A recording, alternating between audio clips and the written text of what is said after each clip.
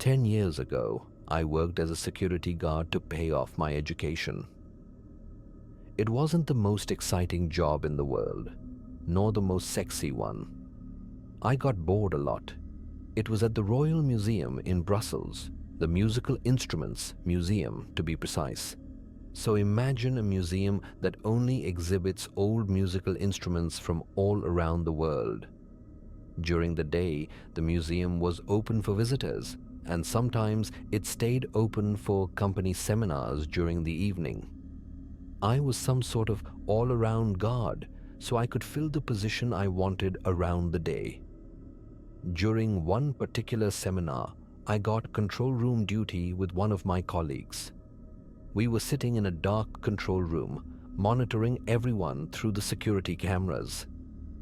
The exhibition rooms were open for the employees of the company that rented the museum for that evening. Now and then, I left my colleague alone to make an observation tour around the museum and check up on my other colleagues. That evening, the exhibition would close at 10 p.m. There were 4 exhibition rooms, each on another floor, so we would clear every room with 2 or 3 guards.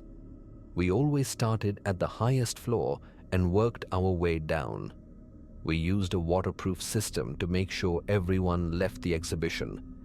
After we closed off the last exhibition room, I returned to my colleague in the control room to check up on the party they were having on the rooftop of the museum.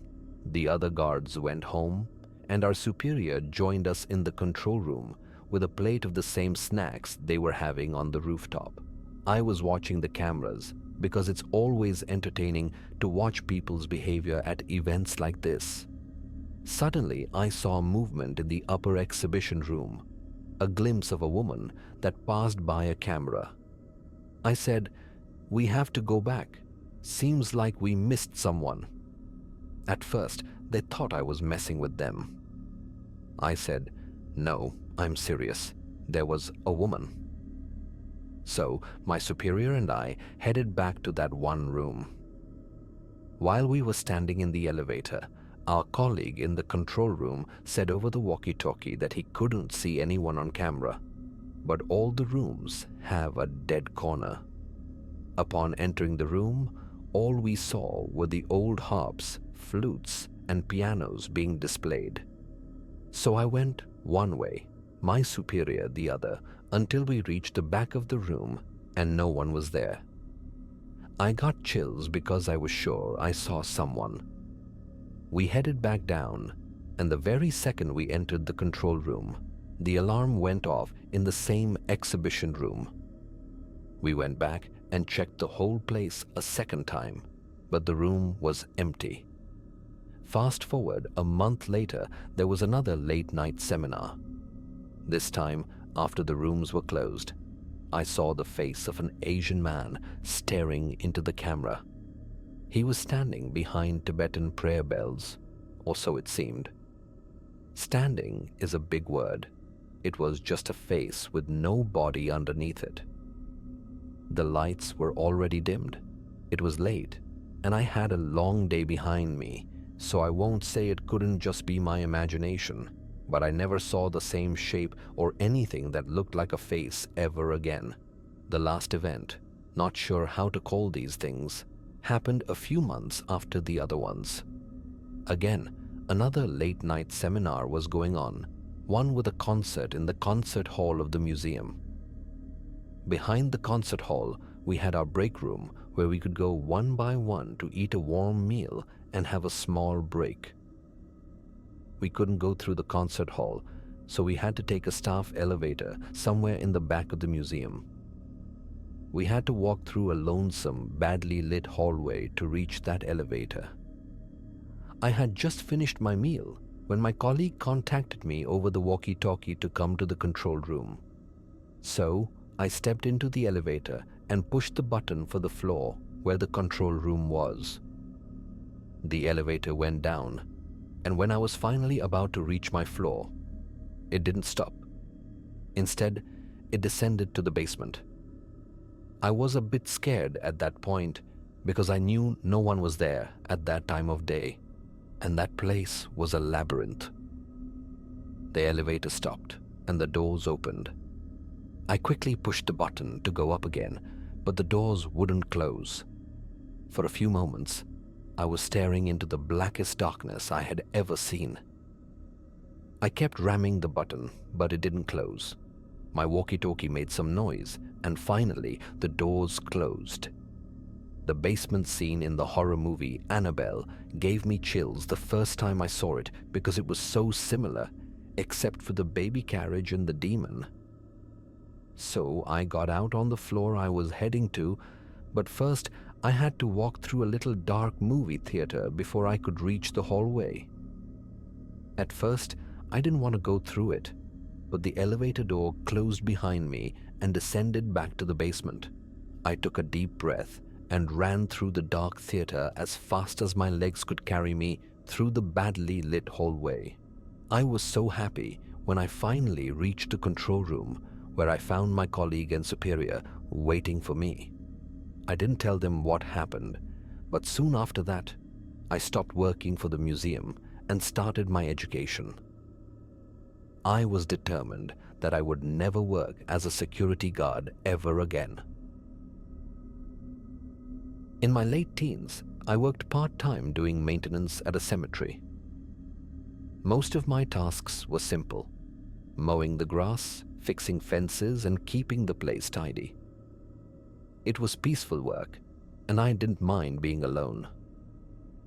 The cemetery wasn't far from my house, and I knew every corner of it.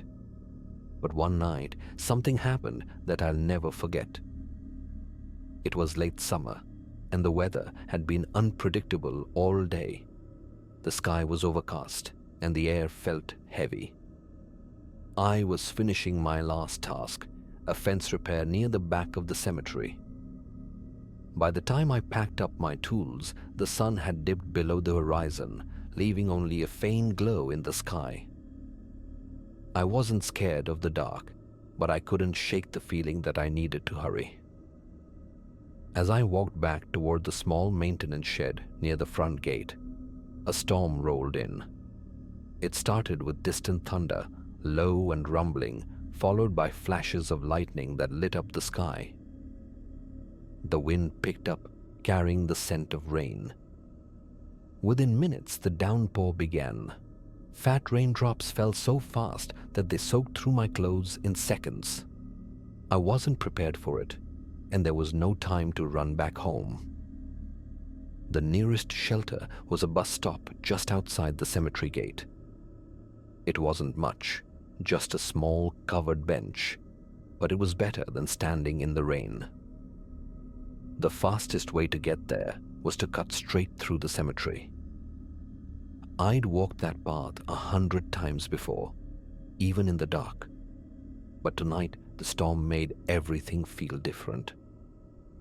The lightning flashed in quick bursts, illuminating the rows of headstones and casting eerie shadows across the ground. Between the flashes, the world seemed to vanish into complete darkness. The rain was so heavy that it blurred my vision, and every step felt like I was walking through a river. My boots squelched in the mud as water pooled around the graves. I tried to keep my focus on the bus stop in the distance, but the storm distorted everything. Shapes that should have been familiar looked strange. Trees swayed violently in the wind, their branches clawing at the sky.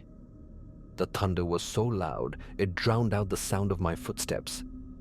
I told myself to keep moving, but something about the night felt wrong, like I wasn't alone. Then it happened. I stepped forward, expecting solid ground beneath me, but instead, I fell. My foot hit the air, and I went tumbling down. It happened so quickly that I didn't have time to react.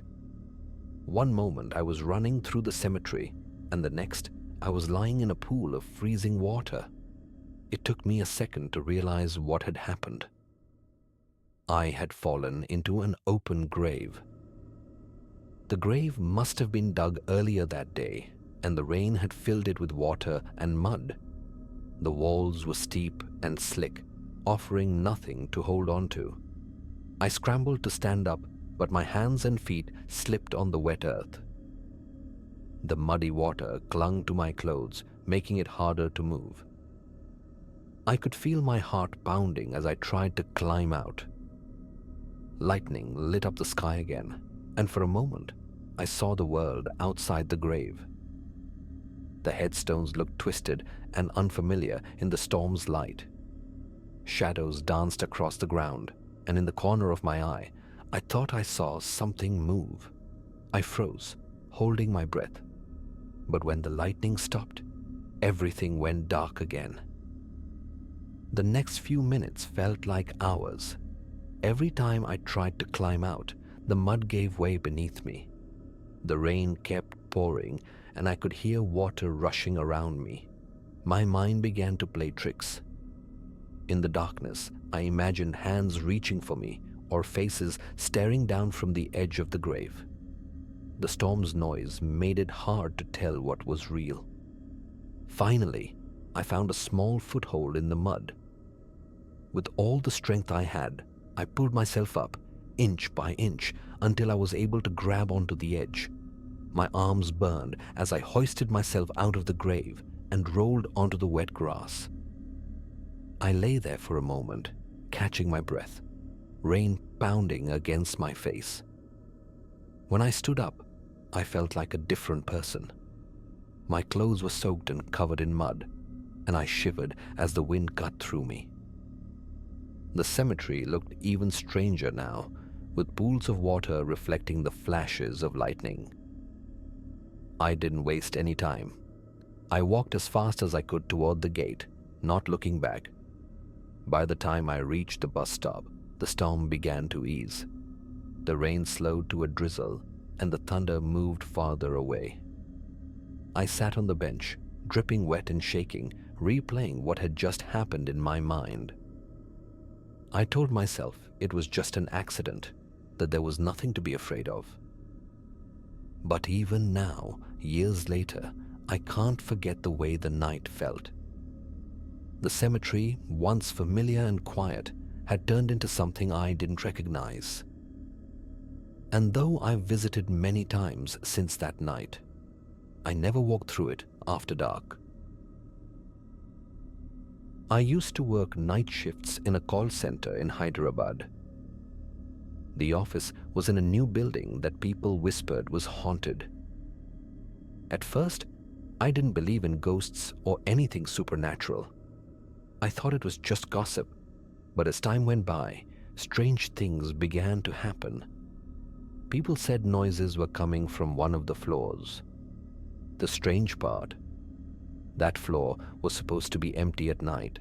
No one worked there, and the lights were always turned off. Yet, some of my co-workers claimed they heard faint whispers, footsteps, or even laughter when they worked late. I laughed it off. It's probably the wind, I told myself. But I couldn't shake the uneasy feeling when I passed that floor on my way to the cafeteria or the restroom. Then there was the bathroom. It had been closed for a while because of a faulty flush. No matter how often the plumbers came, they couldn't fix it. Even after the water supply was cut off, people swore they could still hear the sound of the flush late at night. We joked about it, saying maybe a ghost with a bad stomach lived there. But when strange things happen repeatedly, jokes don't feel funny anymore. One night, I was at my desk dealing with the usual angry customers on the phone. My friend Priya came over and said she was feeling tired. She wanted to rest for a while in the sick room. The sick room was a small space with a bed, a blanket, and a chair. It was meant for employees who didn't feel well and needed to lie down. She left her phone on the desk by mistake, and after about 15 minutes, I noticed it. I thought it would be nice to take it to her. Also, I could use an excuse to stretch my legs and get away from work for a bit.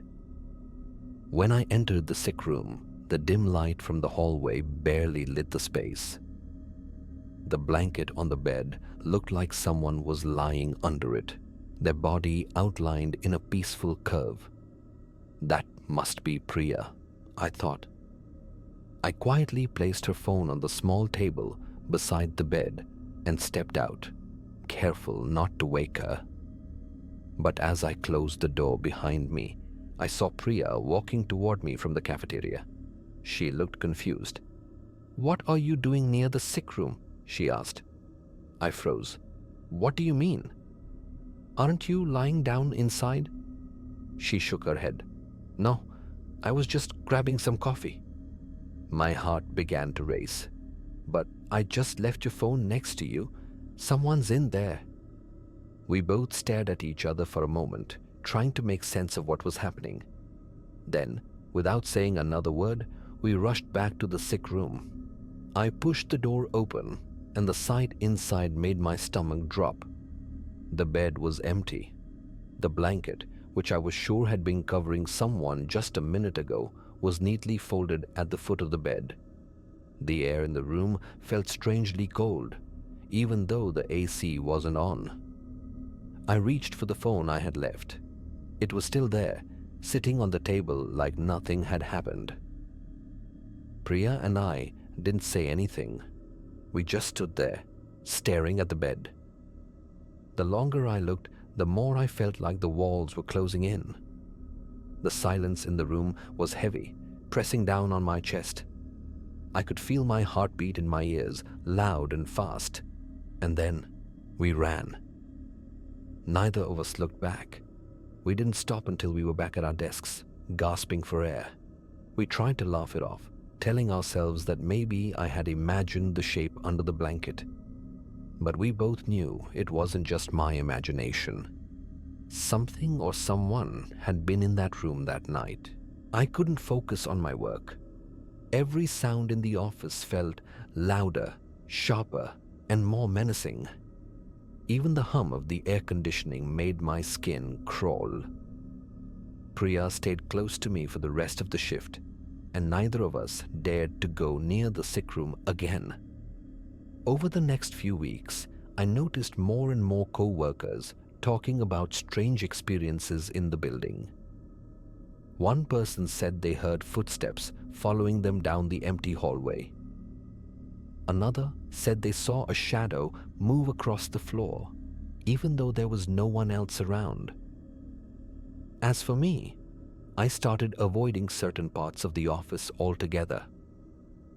I made sure I was never the last person to leave my desk or the cafeteria, and I never stepped into the sick room again. One night, about a month after the incident, I heard the sound of the flush coming from the closed bathroom. I was walking past it on my way to the break room. The noise stopped me in my tracks. For a second, I thought about going in, just to prove to myself that there was nothing to be afraid of. But I couldn't do it.